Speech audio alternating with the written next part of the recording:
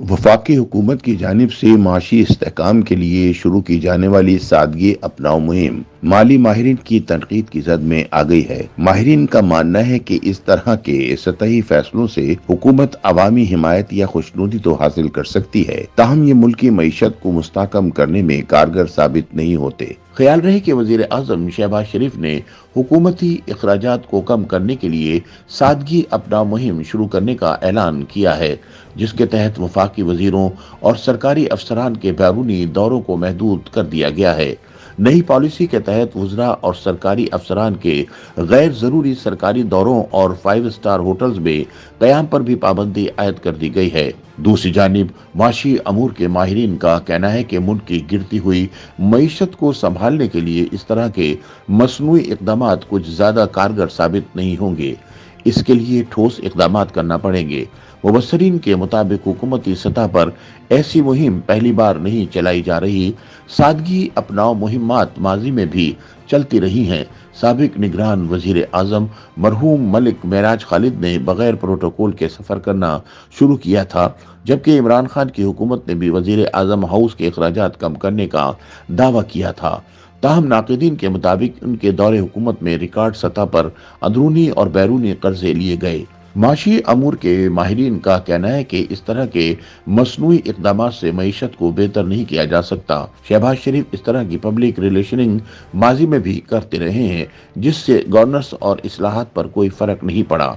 अफसरशाही, फौज और अदलिया इतने ताकतवर हैं कि वो इस तरह के इक़दामात को कभी कामयाब नहीं होने देते। माहिरीन के मुताबिक मईशत की बेहतरी के लिए ऐसे इक़दामात किए जाने जरूरी हैं कि नॉन फाइलर और टैक्स चोरों से टैक्स वसूल किया जाए और खरबों रुपए का जो टैक्सों में इस्तिस्ना दिया जाता है उसको खत्म किया जाए। कराची से ताल्लुक़ रखने वाली माहिर मईशत डॉक्टर शाहिदा वजारत भी इस मुहिम को नाकाफी करार देती हैं।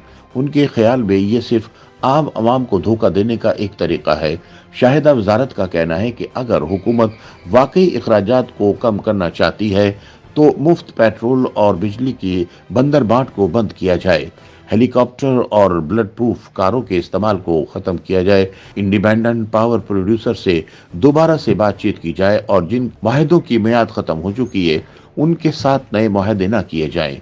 दूसरी जानिब नेशनल पार्टी से ताल्लुक़ रखने वाले साबिक सेनेटर मोहम्मद अकरम बलोच का कहना है कि एक सेनेटर को मुख्तलिफ कटौतियों के बाद तकरीबन 1,70,000 के करीब तनख्वाह मिलती है, जबकि उसको एयरलाइन की टिकट के हवाले से वाउचर्स भी मिलते हैं जो साल में तकरीबन 18 से 19 बन जाते हैं।